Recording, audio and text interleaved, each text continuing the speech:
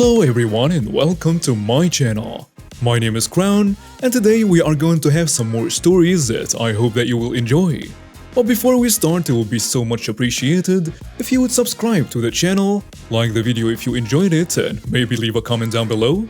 These simple clicks would mean a lot to the future of this channel and really reward the effort that I put in every day. And now, without further ado, let's go! First story. Block my driveway? I'll go ahead and take your vehicles.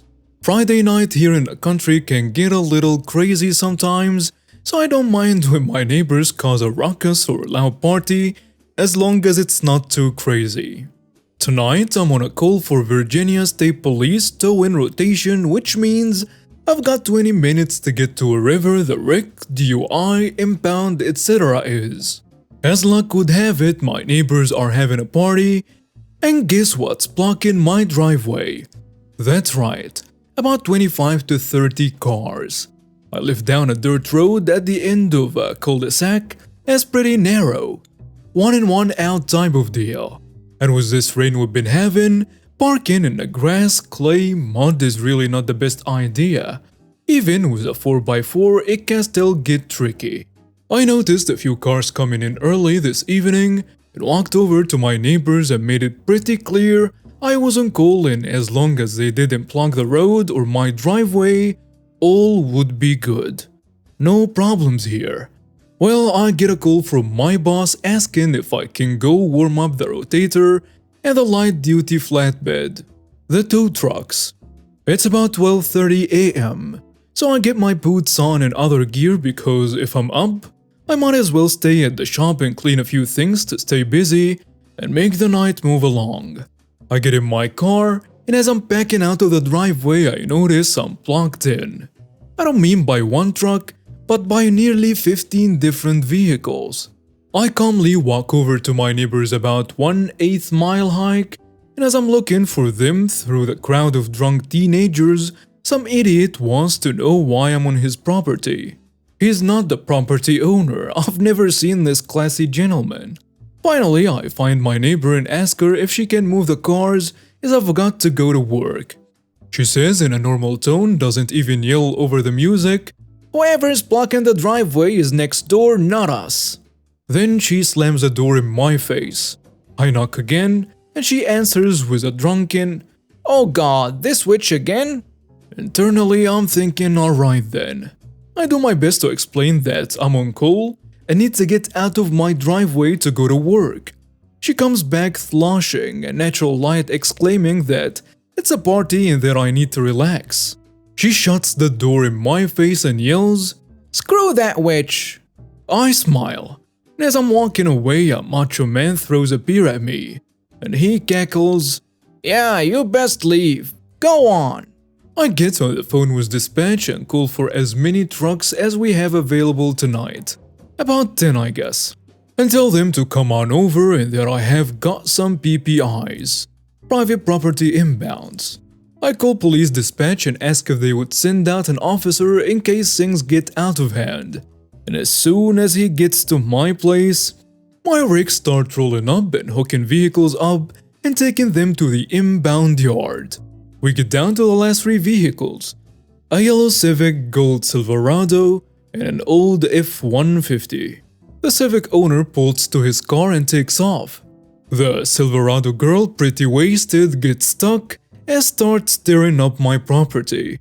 Officer walks over and she throws a fit. Long story short, she gets arrested for underage drinking and DUI. And the Ford owner does not show up. I got to work after all the impounds and I bought coffees and snacks for my drivers.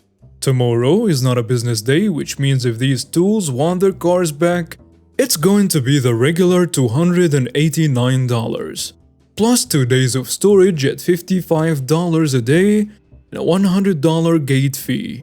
I make a note in every single storage sheet, papers that the vehicle owners get to thank the girl who had the party for getting towed. Several of the kids' parents called wanting to know where their cars or trucks were. I gave them the yard address and told them they can come anytime. As soon as they started shouting about illegal tows and threatened with hiring lawyers and suing, I showed them the pictures of their cars with no parking signs and explained that I tried to reason with the owner of the property, but she was tired by being plugged in by drunken teenagers. There are signs on my road saying no parking and not to block the driveway. Do not get a tow truck driver angry. She will legally take your vehicles. Edit. The gate fee is only for after hours. It covers expenses of overtime for the office staff who have to get out of bed and come to work in the middle of the night. Next story.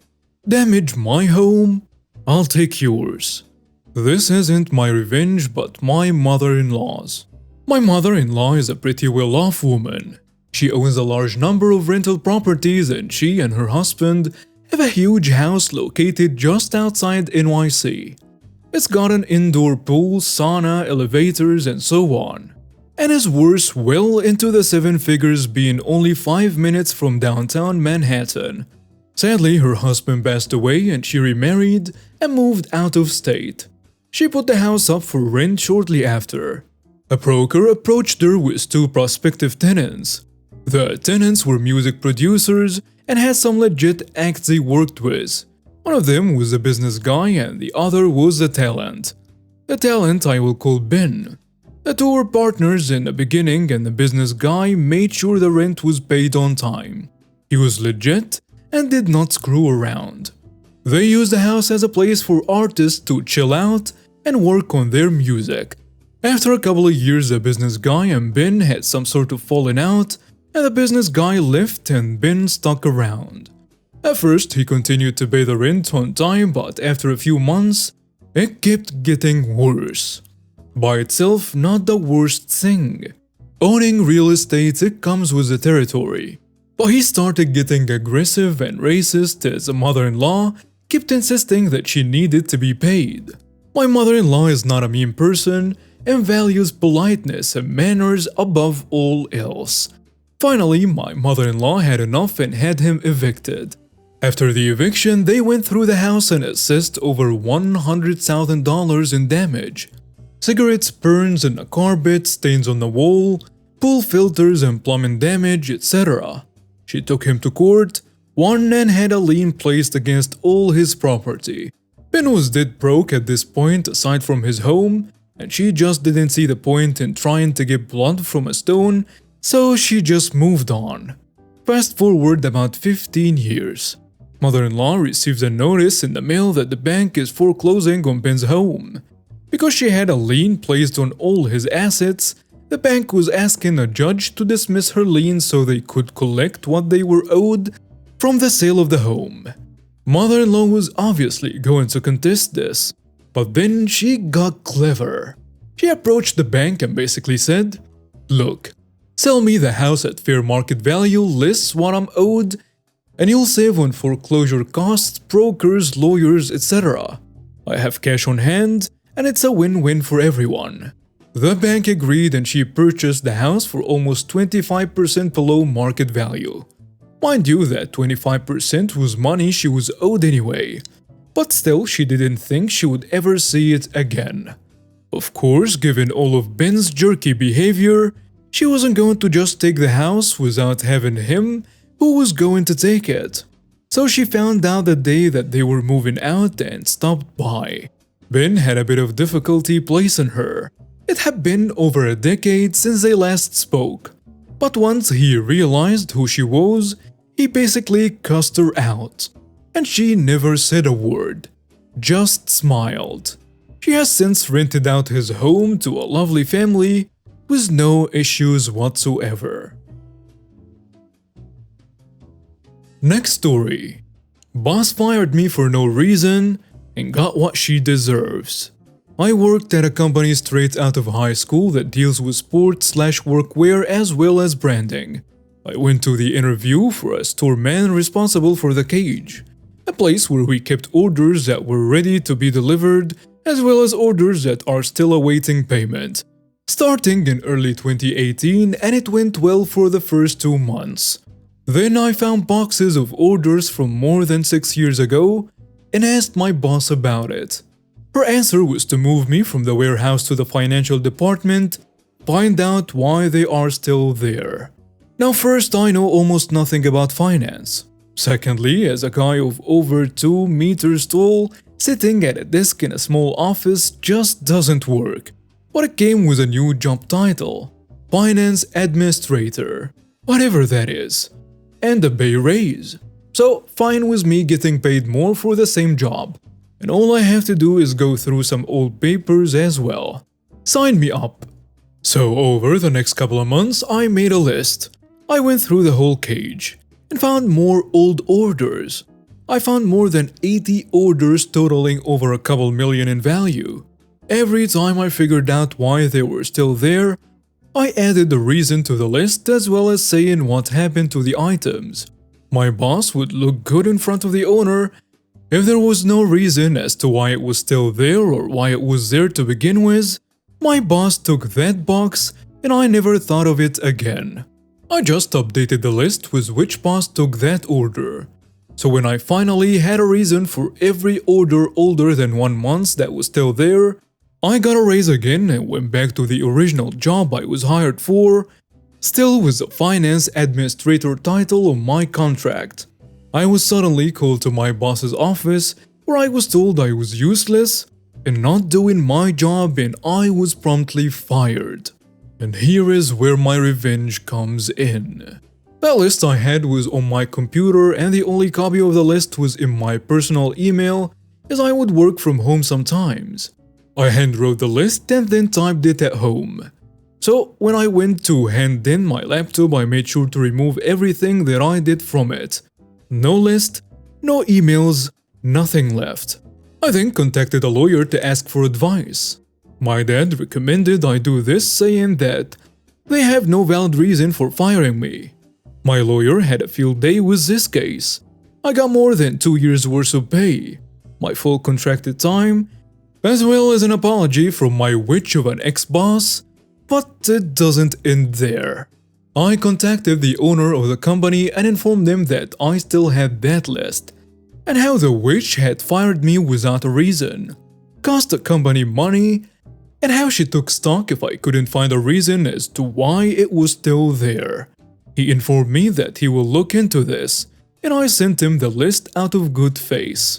He was a nice guy the few times I met him.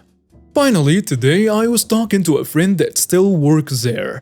I was told that the police had shown up and had dragged that witch away in cuffs for stealing stock. Next story. Typical jerk neighbors complain about the truck in my yard, so I replace it. I live in a mostly quiet neighborhood with lots of snowbirds and weekenders because of the proximity to a lake. The year-rounders are mostly retired and people generally get along fine. A couple years ago, neighbors on one side built a new garage and driveway, moving their cars much closer to my existing forsythia hedge. I love the forsythia in the spring and basically let it grow however it likes so I can have the bright yellow flowers.